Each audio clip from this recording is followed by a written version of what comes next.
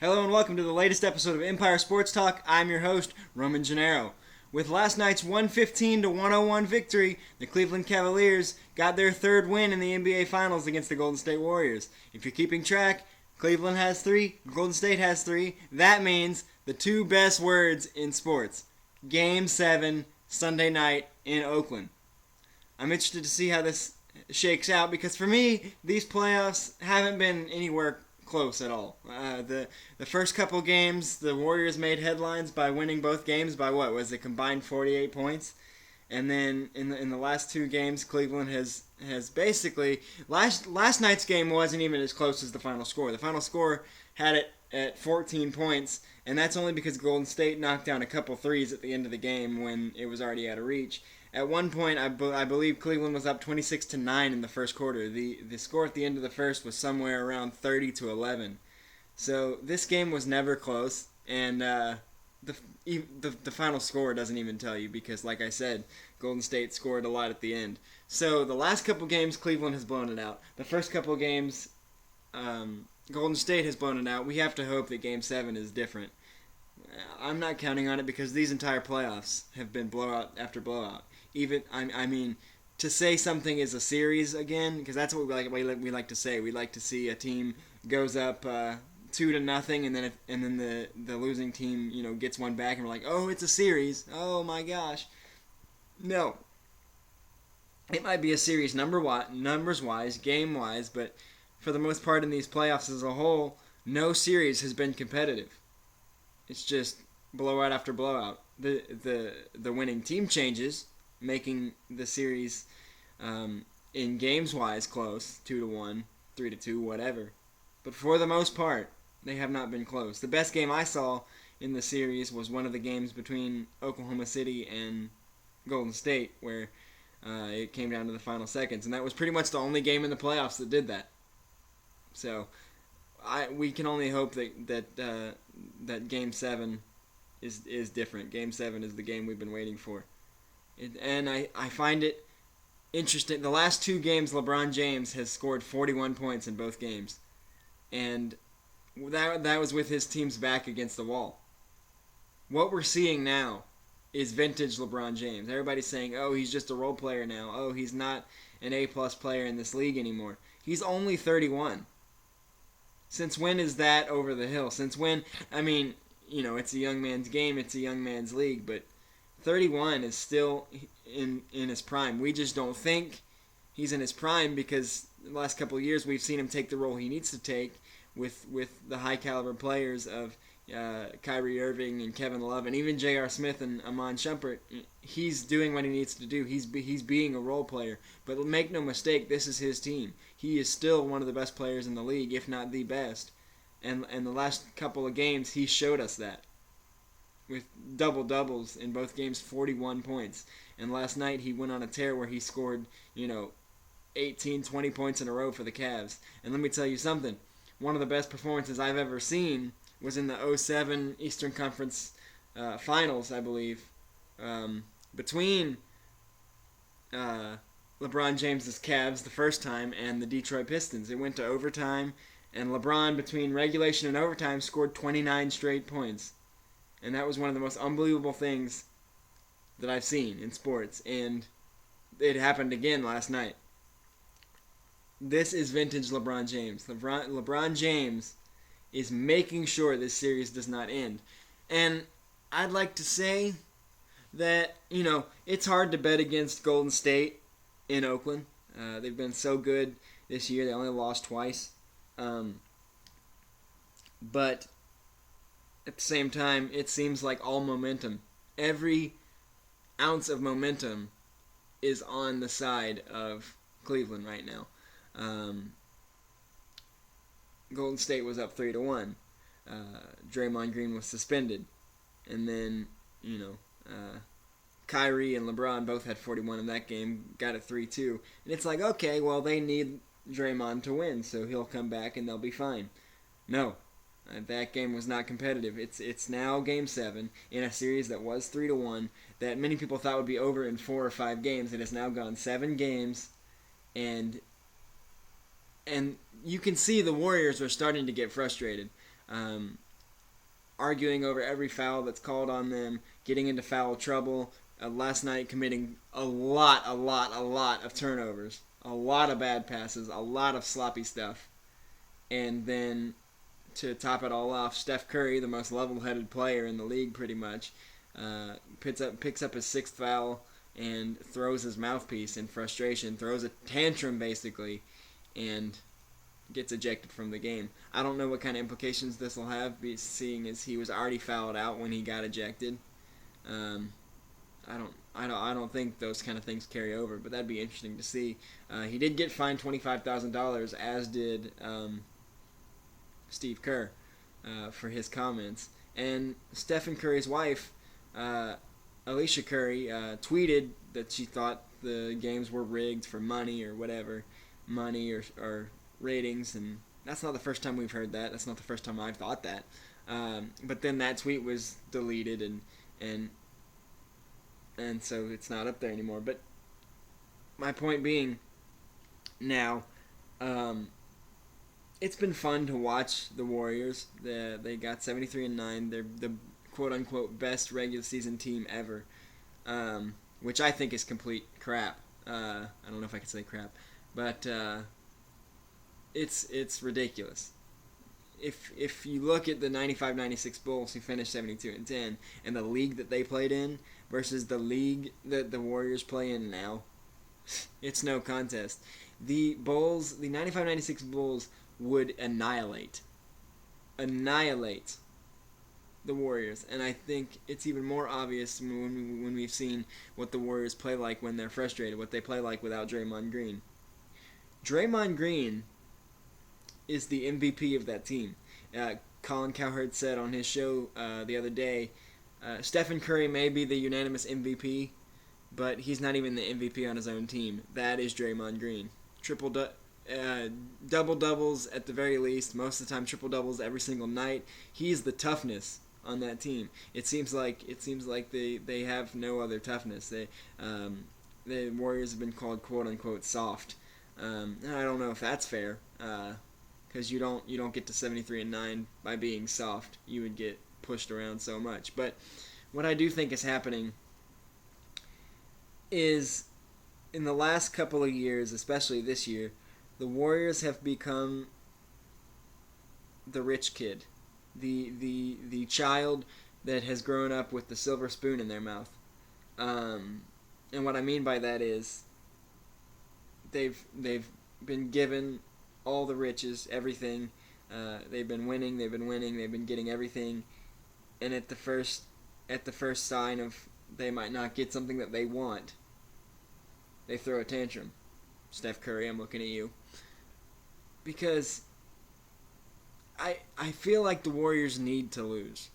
They need to lose the series because they need to be brought back to reality. Yes, they're good. Yes, they're one of the best teams we've ever seen. But the problem is they know that.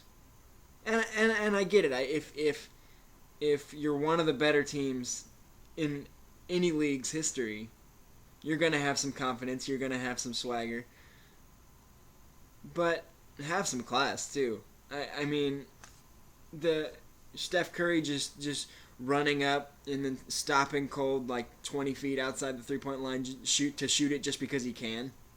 They said it last night during the game.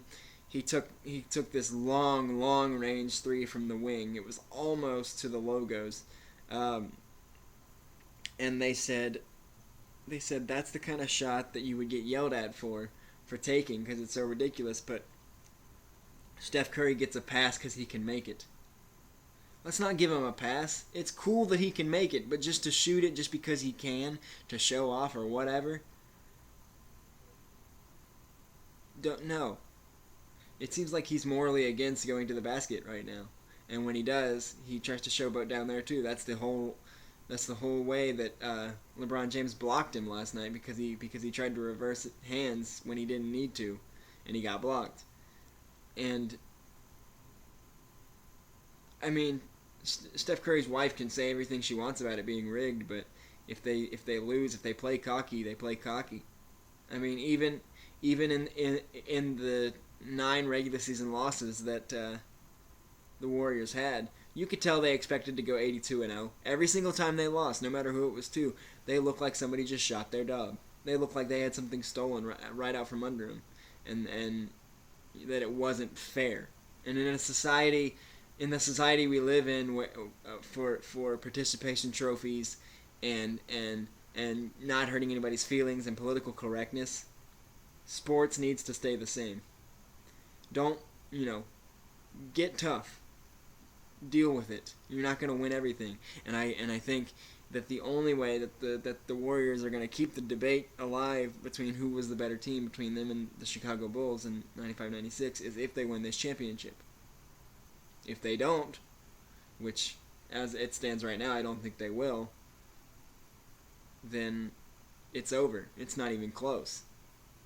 And how many times have we seen teams chase these records and then lose? And the 2001 Seattle Mariners tied the all-time record for the best 162-game season in league history, 116-46, which, by the way, is ridiculous. And they lost in the American League Championship Series to the Yankees. The Patriots went 18-0 in the regular season and playoffs, and then lost in the Super Bowl. So it loses a lot. Any record you may have loses a lot when you don't win a championship, when that's not how you finished. It's not how you start, it's how you finish, basically. Because nobody's gonna care if they went 73-9 if they don't win a championship. And with one game to go, they have to refocus. They have to realize that they are not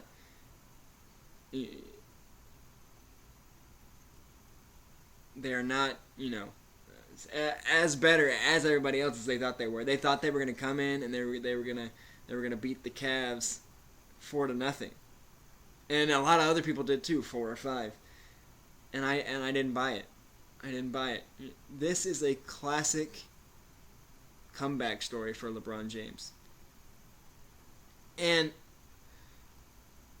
a lot of people, you either love the Warriors or you hate the Warriors. You either love LeBron James or you hate LeBron James. Weirdly, right now, I can say it's a little bit of both for me. I like Steph Curry. I like a lot of the players on that team. But right now, their attitude together, I don't care for it. As many people hate that hated the Heat when LeBron and D Wade and Chris Bosh were there because of their attitude, because of how they acted. It's the same thing. It's just a more likable person at the front of it. It's the same thing.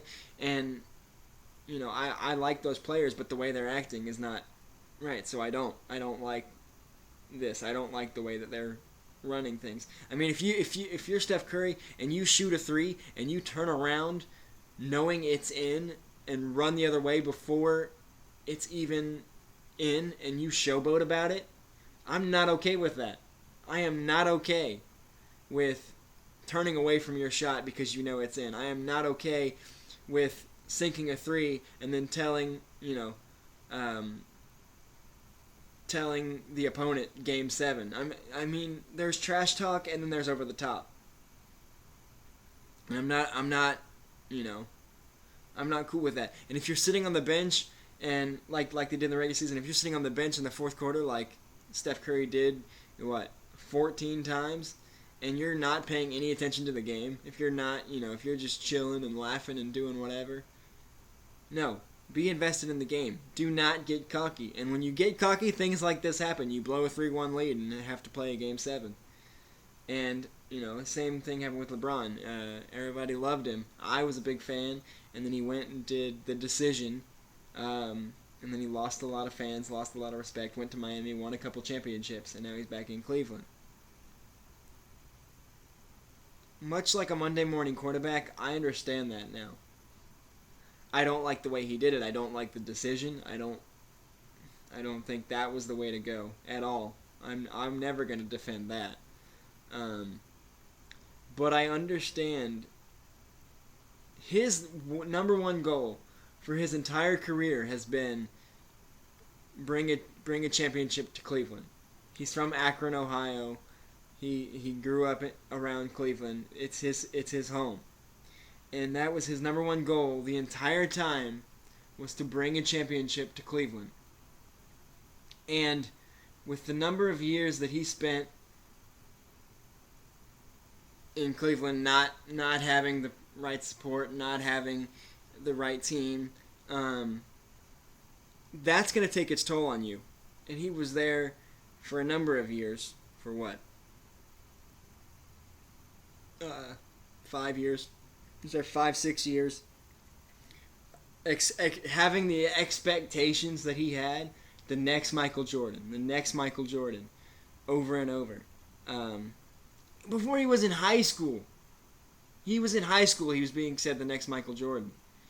And, which is fair, that's how good he was. No one's going to be the next Michael Jordan, but he was having these expectations since before he was even in the league. He gets drafted by Cleveland, his hometown team, and he's immediately expected to take them to the championship and win a championship, something that hasn't been done in the city of Cleveland in any sport in over 50 years.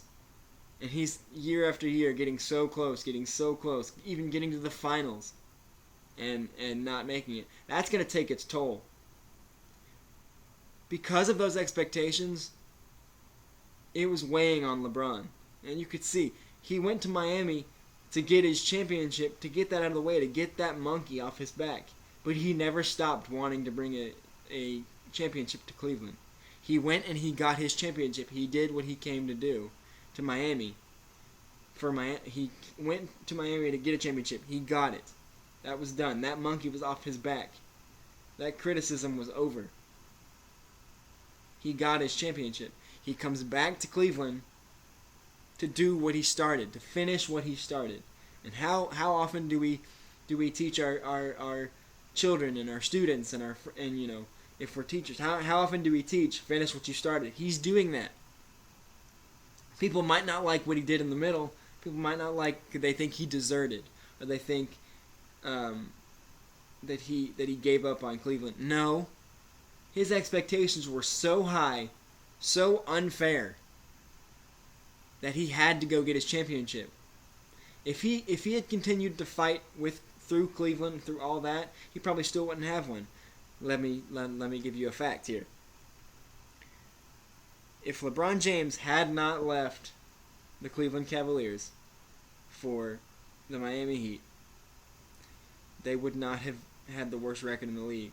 Had they not had the worst record in the league, they would have not gotten first pick in the draft. Had they not gotten first pick in the draft, they would have not have drafted Kyrie Irving, which is who is there now, who is running the show with LeBron James. So Cleveland fans should be saying thank you to LeBron for not only coming back, but for leaving in the first place and getting them Kyrie Irving, putting him in the position they're in right now. LeBron is finishing what he started. He's bringing a championship to Cleveland. He's bringing one home. But Game 7 is on Sunday night, and it's going to be fun. Those are the two best words in the sports language, Game 7, regardless of what sport. Game 7 is what you want to hear. And it's what we've been wanting to hear in the playoffs the whole time. Golden State's already been in a Game 7. They were in a Game 7 with Oklahoma City, but most people didn't think Oklahoma City stood a chance. So this is the one that counts. I'm excited. Game 7. No, that's all. Game 7. That's it. Now, for the rest of the sports world, as if anybody's caring right now, baseball. The biggest news that I can think of right now is that Marlins outfielder Ichiro Suzuki, earlier this week, in a game earlier this week, tied Pete Rose's all-time record for 4,256 hits in a career. But there's an asterisk by this, because most of those hits, well, not most, most of them came in Japan. Ichiro has less than, not most, he has less than 3,000. He has 2,900 hits in the MLB, and the rest, and 1,300 in Japan. And yeah, it's cool. He got, more career hits than Pete Rose. But make no mistake, and this really kind of fires me up, so I'll try to keep it contained. Make no mistake, Pete Rose is still the hits leader. To even compare this, to even bring this up, is a little ridiculous. Because if you're gonna say, oh well, he's the all-time hit leader if you factor in Japanese hits, where does it stop? Japan League, Dominican League, Hawaii Winter League. Oh, he got these hits in spring training. Where does it stop? Only the hits that you get in Major League Baseball in these United States count. Ichiro is a great player. Great player. I've enjoyed watching him for years. I remember in 2004 watching him chase the all-time single-season hits record. Getting that 262nd hit. That was awesome. Anybody that was there that remembers that knows how cool it was. I love Ichiro. He's an awesome player, but he is not the all-time leader. He's not even in the 3,000 hit club right now. He will be soon, but he's not even there. We celebrate the 3,000 hit club, and yet here we are talking about how Ichiro has more hits than Pete Rose, but he's not even a member of the 3,000 hit club. That's what counts. How many hits does he have in the major leagues? 2,900. Oh, okay. End of discussion. 2,900. That's it. Where does it stop? Where? I don't understand. Keep a lookout again, because it's 2016, an even year, and the San Francisco Giants are in first place again. Somebody's got to stop them. I'm looking at you, Chicago. I'm looking at the Cubs. You can't let this happen. You can't let this keep going. Because here's what's frustrating to me about that. It's no model of consistency. I don't know what they're doing. I don't know if it's some sick game. This is no model of consistency. It would be one thing if you were winning every other year while being in the playoffs. But since 2010, since their first championship, and I'm probably not the first person to tell you this, since their first championship in 2010, they've won a championship in every even year. 12, 14, maybe 16. But in the years in between, 11, 13, 15, they didn't make the playoffs. Worst to first. Every time. And some of those years they weren't close. I mean, to be fair, in 2011 they did lose Buster Posey, the broken ankle, missed the 2011 season, and then came back in 2012, won the MVP, which, while the last couple of weeks we've been talking about what the definition of MVP was, that's it. And, your team wins a World Series, you break your ankle, miss the whole season basically. Your team misses the playoffs. You come back, have a great year, win the championship again. That's an MVP. That is an MVP. But suppose he's been healthy since then. Madison Bumgarner's been healthy since then. Matt Cain, Pablo Sandoval for a part of it. These guys, Brandon Belt, Brandon Crawford, these guys have been there, healthy, every time. And yet they're missing the playoffs and winning the. It's gotta stop. It's gotta stop. Yeah. I know this is bothering not just me. Anyone who's not a Giant fan, anyone who's not a San Francisco Giants fan, like dreads an even number year because you see it coming this year. You saw it coming before this year. They missed the playoffs. They go out. They sign Johnny Cueto. They sign Jeff Samardzija. And then they have young guys like Chris Heston and Matt Duffy getting even better. Matt Duffy is a great player for them, great young player. Could have won Rookie of the Year last year if it weren't for a ridiculous rookie class. Last year's NL rookie class, Duffy, Heston, Piscotty, Randall Gritchick, and that's just 2 teams. That's just the Cardinals and the Giants, and that's not even factoring in the Cubs. Schwarber, Bryant, Russell. That was a ridiculous class to be in for rookies. All of those guys, Michael Taylor for the Nationals, all of those guys could have won it if they were in a different year. Every single one. And lucky for Corey Seager, he came up at the end of the year and didn't get enough at bats to count. And now this is his rookie year. And people thought it was his reward or his award to lose. Somebody forgot to tell Trevor Story that. So, but with the players the Giants have right now, I wouldn't be surprised if they did it again. I think the only thing standing in their way are the Chicago Cubs. And everybody, with the exception of Pirates fans or Cardinals fans, are rooting for the Cubs. The Cubs are that team. The Cubs are the underdog team that you root for when they make it. Anybody remember the Orlando Magic in 92, 93? They made the finals. Everybody was rooting for him because they were Orlando. They were the ultimate underdog. That's the Cubs. But the Cubs have been that for 100 years. We shouldn't be surprised when Theo Epstein took over in 2008, a.k.a. the man who ended Boston's drought. The man who ended Boston's drought. It might not have been, but when he took over, whenever that was. Sorry, I mixed up my dates.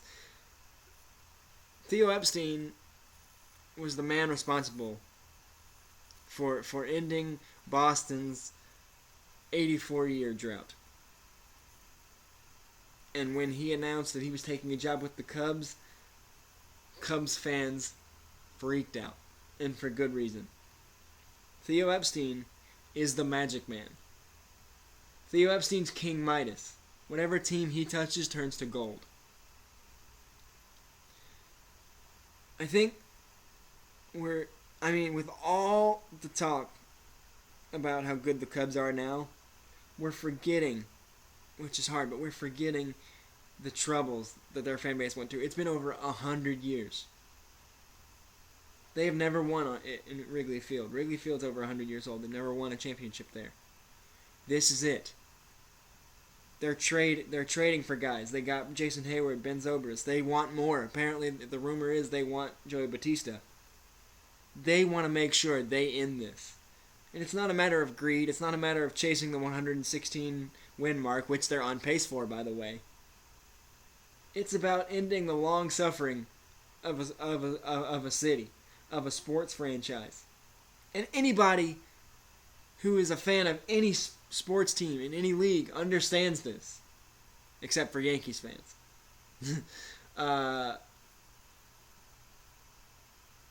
Come on, Chicago. We're rooting for you. This is it. This is it. Do it now. And if they don't do it now, they have all those players signed for next year, and Schwarber will be back. They're calling up Contreras, their number 2 prospect, their catching prospect today. He's playing right now. They're bringing up somebody else today. They're accelerating a few more of their prospects. They are ready to win now. They're the Cubs. What do we expect from them? Not much. But what are they giving us? Records. That's all I have for today. Game 7 is on Sunday night between the Warriors and the Cavs. Who you got? Check out this podcast on Spreaker.com or Facebook or Twitter or YouTube. I'm going to post the video of this to YouTube for the first time. Check it out. Enjoy Game 7 on Sunday. And this is Roman Gennaro signing off. Have a great week.